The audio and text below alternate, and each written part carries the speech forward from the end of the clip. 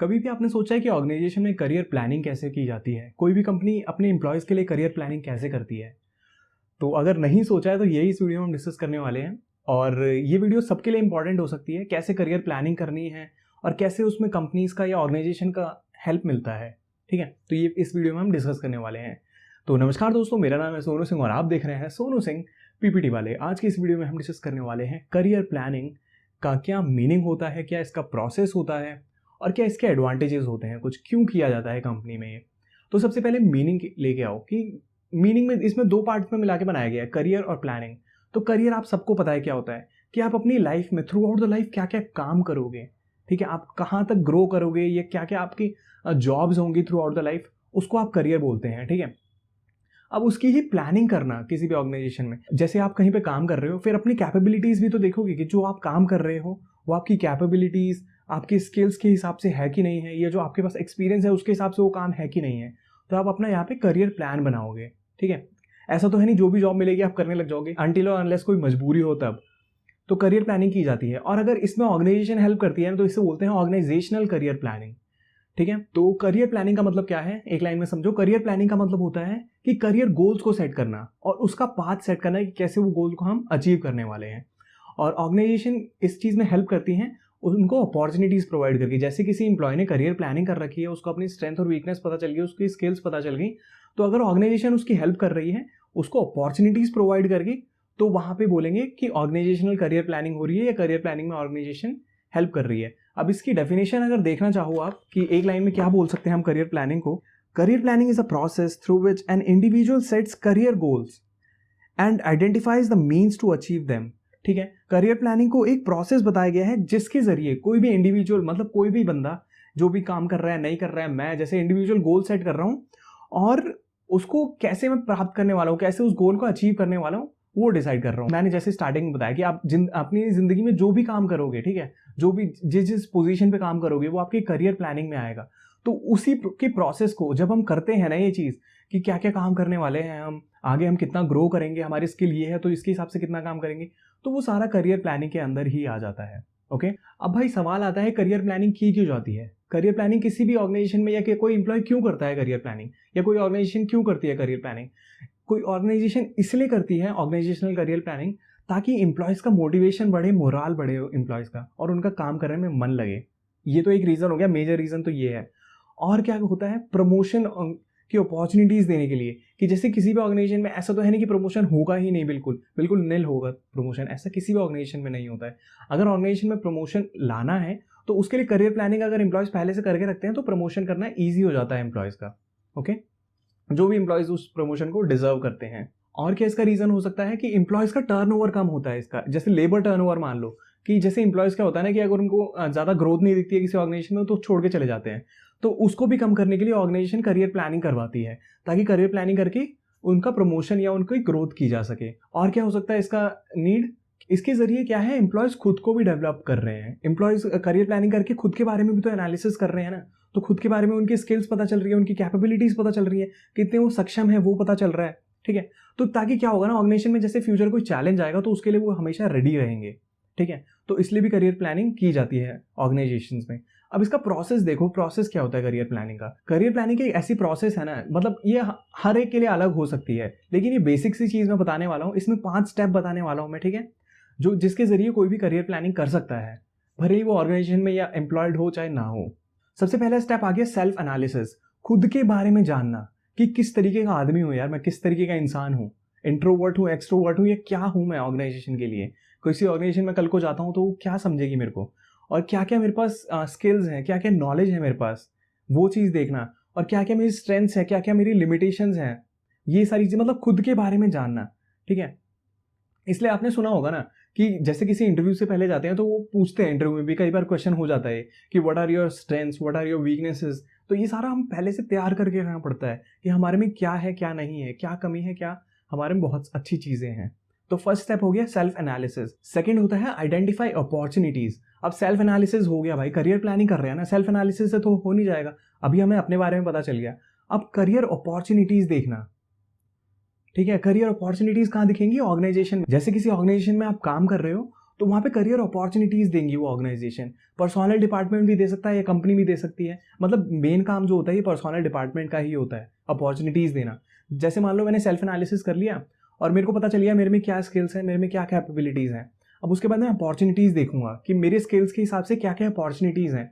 तो ऐसा कैसे कर सकती है ऑर्गेनाइजेशन, जैसे नई नई जॉब्स को ला सकती है, जो भी वेकेंट जॉब्स हैं उसके लिए रेफरल पूछ सकती है कि हाँ भाई आपको इस जॉब में आना है कि नहीं आना है, ठीक है, वैकेंसी वगैरह ला सकती है। तो ऐसे करके कंपनी क्या करती है, अपॉर्चुनिटीज़ क्रिएट करती है अपने एम्प्लॉयज़ के लिए जिन्होंने पहले से अपना सेल्फ एनालिसिस कर रखा है। जैसे मान लो मैं जॉब करता हूँ कहीं पे, मैं कंप्यूटर टाइपिंग की जॉब करता हूँ, लेकिन मेरे में जो स्किल्स हैं मेरे को तो कुछ अच्छा मिलना चाहिए। जैसे मेरे में मान लो अभी रियल लाइफ एग्जांपल लो कि मेरे में क्या क्या है, ट्रेनिंग की स्किल्स हैं कि मैं किसी को भी ट्रेन कर सकता हूँ।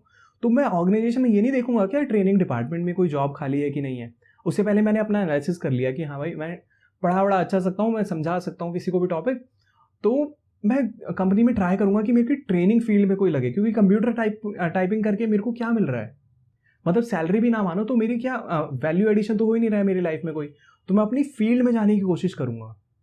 ओके, तो सेकंड स्टेप होता है अपॉर्चुनिटीज फाइंड करना। पहला हो गया सेल्फ एनालिसिस कर लिया आपने, अपॉर्चुनिटीज फाइंड कर ली कि हाँ भाई ये अपॉर्चुनिटीज हमारे सामने।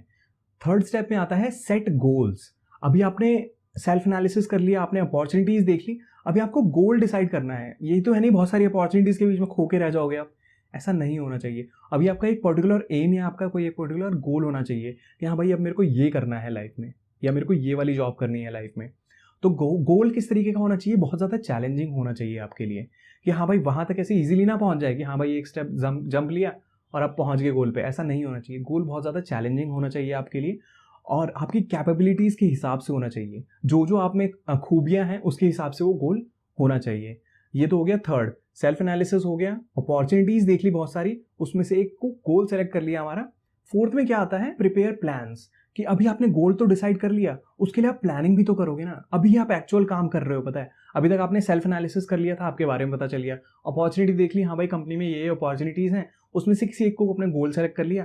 अभी फोर्थ में आप प्लान बनाओगे कैसे उस गोल को अचीव करने वाले हो आप। और प्लान बनाने से पहले एक पता है ये एडवाइजेबल होता है कि आप मैनेजर से एक बार पूछ लो, कि आपका जो भी मैनेजर होगा ऑर्गेनाइजेशन में उससे एक बार डिस्कस करो ये चीज़। मैनेजर से नहीं कर सकते, एचआर के पास पहुंच जाओ, डायरेक्ट एचआर से मीटिंग शेड्यूल करो, एचआर के पास पहुंच जाओ, बोलो कि हाँ भाई मेरी ये गोल है, इसमें ये वाली जॉब मेरे को करनी है, मेरे में स्किल्स हैं इस चीज़ के लिए, कैसे मैं इस चीज़ को प्रिपेयर करूँ, ठीक है। तो मैनेजर भी बताएगा आपको या एचआर बताएगा कि हाँ भाई ये जॉब है, इस जॉब के लिए ये रिक्वायरमेंट चाहिए, क्या आप इस रिक्वायरमेंट पे मतलब ठीक हो, ठीक है, ठीक हो तो उसके बाद आप प्लानिंग शुरू करो उस चीज़ की, नहीं तो कोई फ़ायदा नहीं है जाने का। और ठीक नहीं हो, जैसे एक दो चीज़ें कम है, जैसे मान लो कोई एक जॉब है पर्टिकुलर, उसके लिए एसक्यूएल चाहिए। एसक्यूएल एक लैंग्वेज होती है, कंप्यूटर लैंग्वेज होती है, ठीक है। तो कंप्यूटर लैंग्वेज आपको नहीं आती है, बस वही चीज़ एक कमी है उस जॉब के लिए आपके अंदर। तो आप क्या कर सकते हो, उस कंप्यूटर लैंग्वेज को सीख सकते हो कहीं से जाके, ठीक है, उस क्वेरी लैंग्वेज को, ताकि आपको पता चल गया ना कि उसके लिए क्या क्या रिक्वायरमेंट चाहिए। तो प्लान में आप ये चीज़ भी कर सकते हो, अगर कोई पर्टिकुलर आपके अंदर स्किल नहीं है तो उस स्किल को आप सीख भी तो सकते हो ना जाके कहीं पे। तो यही होता है। और फिफ्थ स्टेप होता है, लास्ट स्टेप होता है फिफ्थ, कि आप उसको इम्प्लीमेंट कर रहे हो। इम्प्लीमेंट कर रहे हो एज इन कि आप जो भी आपने प्लान किया था ना, आपने जब मान लो सीख लिया, तो उसके बाद आप उसको इम्प्लीमेंट, एक्चुअली आप उस जॉब के लिए अप्लाई करने जा रहे हो, या उसको मतलब एक्चुअली इन वर्क लाने वाले हो, ठीक है, वो चीज़ को। तो उसके लिए क्या होना चाहिए, ऑर्गेनाइजेशन बहुत ज़्यादा सपोर्टिव होनी चाहिए। ये नहीं कि अपॉर्चुनिटीज तो देगी थी ऑर्गेनाइजेशन में, बाद में आप मतलब उसमें जाने का ट्राई कर रहे हो, ऑर्गेनाइजेशन बोल रही है हमें तो पता ही नहीं कुछ इसके बारे में। तो इसलिए ऑर्गेनाइजेशन बहुत ज़्यादा सपोर्टिव होने चाहिए। दैट मीन्स कि टॉप जो लेवल मैनेजर होता है ना, ये टॉप लेवल का मैनेजमेंट के जितने भी लोग हैं, लीडरशिप वगैरह है आपकी, वो बहुत ज़्यादा सपोर्टिव होनी चाहिए। आपके मैनेजर से उनकी बातचीत होनी चाहिए कि आपकी मैनेजर आपकी हेल्प करे, ठीक है, करियर प्लानिंग के अंदर और उसकी डेवलपमेंट के अंदर, ठीक है। तो ये बहुत ज़्यादा इंपॉर्टेंट होता है कि टॉप मैनेजमेंट का भी इसमें हाथ होता है कहीं ना कहीं करियर प्लानिंग के अंदर। तो ऑर्गेनाइजेशन को बहुत ज़्यादा बेनिफिट होता है इस चीज़ से। कैसे बेनिफिट होता है भाई, एम्प्लॉयज़ को बहुत ज़्यादा फायदा मिल रहा है पहली बात तो, और एम्प्लॉयज़ खुश होंगे तो काम अच्छा करेंगे, काम अच्छा करेंगे तो अल्टीमेटली ऑर्गेनाइजेशन का बेनिफिट हो रहा है। और क्या हो रहा है, प्रमोशन हो रहा है एम्प्लॉयज़ का, तो कहीं ना कहीं तो खुश होंगे ही ना। प्रमोशन हो रहा है, अगर प्रमोशन भी वो नहीं होता कि इसमें कंपलसरी नहीं होता कि हर एक एम्प्लॉय का प्रमोशन हो ही रहा है।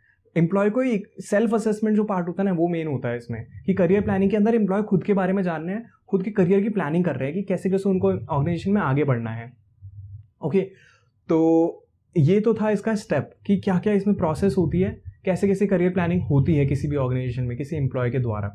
नेक्स्ट आ गया एडवांटेज। अब कुछ ना कुछ इसका फायदा होगा ना ऑर्गेनाइजेशन में, तभी तो इतना पॉपुलर है, तभी तो हम यहाँ पे डिस्कस कर रहे हैं इस चीज़ को। अब एडवांटेज में सबसे पहला क्या आता है एडवांटेज, कि करियर प्लानिंग किसी भी ऑर्गेनाइजेशन में क्यों की जाती है, ताकि ह्यूमन रिसोर्सेज का डेवलपमेंट हो सके। HRD एक चीज़ होती है, एक कॉन्सेप्ट होता है, उसके अंदर आता है करियर प्लानिंग। तो करियर प्लानिंग करके ह्यूमन रिसोर्स का डेवलपमेंट अगर कर रहे हो ना आप, तो ह्यूमन रिसोर्स जो होंगे या जो भी आपके एम्प्लॉयज होंगे उनका मोराल बढ़ेगा। सबसे पहली तो बात ये है, अपने काम के प्रति वो कमिटेड होंगे, ठीक है, और अच्छे से करेंगे वो अपना काम। तो उससे क्या होगा, ऑर्गेनाइजेशन को बहुत ज़्यादा बेनिफिट होगा। और जो करियर प्लानिंग होती है बेसिकली वो एम्प्लॉयज़ के द्वारा ही की जाती है, लेकिन ऑर्गेनाइजेशन का सपोर्ट होना भी ज़रूरी है उस चीज़ के लिए, ठीक है। तो इसमें कहीं ना कहीं एम्प्लॉय की जो होती है डेवलपमेंट हो रही है, और ऑर्गेनाइजेशन की भी तो डेवलपमेंट हो रही है, क्योंकि एम्प्लॉय अल्टीमेटली किसके काम आने वाला है, वो ऑर्गेनाइजेशन के काम ही आने वाला है। तो ऑर्गेनाइजेशनल डेवलपमेंट और एम्प्लॉय डेवलपमेंट भी होती है इसके अंदर। और करियर प्लानिंग से और क्या हो सकता है कि करियर प्लानिंग से इंटरनली हमें लोग मिल जाते हैं। अगर कोई कल को कोई पोस्ट खाली होती है या कोई बंदा छोड़ के चला जाता है सीनियर लेवल का, या मतलब मान लो सीनियर लेवल का नहीं, सीनियर लेवल तो फिर वो सक्सेशन प्लानिंग हो गया, वो नेक्स्ट वीडियो में डिस्कस करेंगे। तो मान लो कल को कोई मेरे मैनेजर की पोस्ट खाली हो गई या टीम लीडर की पोस्ट खाली हो गई, और उसके लिए हम क्या करेंगे, रिक्वायरमेंट लाएंगे। तो उसमें हमें पता चल जाएगा कि किसमें क्या टैलेंट है, किसमें क्या स्किल्स हैं, ठीक है। तो उससे हमें क्या होगा, इंटरनली बंदों को प्रमोट करने में आसानी होगी। इंटरनली प्रमोट करने के दो फायदे होते हैं। एक तो आपको पता रहता है कि वो एम्प्लॉय कैसा है आपके ऑर्गेनाइजेशन में, वो पहले से एक्सपीरियंस भी होता है, आपको पता रहता है वो कैसा काम करने वाला है।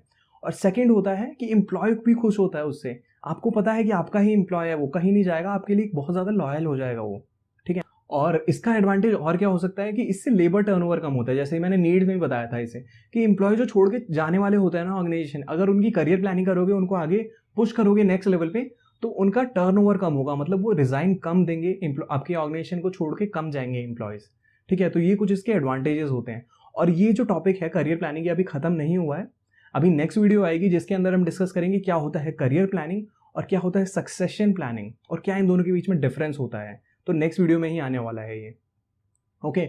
आई होप आपको टॉपिक समझ में आ गया होगा कि क्या होता है करियर प्लानिंग, क्या होते हैं इसके प्रोसेस, मतलब 5 स्टेप की क्या प्रोसेस थी, और क्या इसके एडवांटेजेस होते हैं, क्यों इस किसी भी ऑर्गेनाइजेशन में किया जाता है, और क्यों इतना पॉपुलर होता है ये, ठीक है। तो अगर अभी भी कोई डाउट हो तो नीचे कमेंट सेक्शन में लिखना ना भूलें, और लाइक हो जानी चाहिए वीडियो, प्लीज़ यार लाइक कर देना। और लाइक से ज़्यादा इंपॉर्टेंट है, प्लीज़ सब्सक्राइब किए बिना मत जाना चैनल को। अगर आए हो चैनल पे तो प्लीज़ सब्सक्राइब बटन दबा दो, बेल आइकन आपकी मर्जी है, बेल आइकन मैं आप पे छोड़ता हूँ, सब्सक्राइब प्लीज़ कर देना चैनल को, ओके। तो मिलता है आपसे नेक्स्ट वीडियो में, तब तक के लिए goodbye, take care, have a nice day.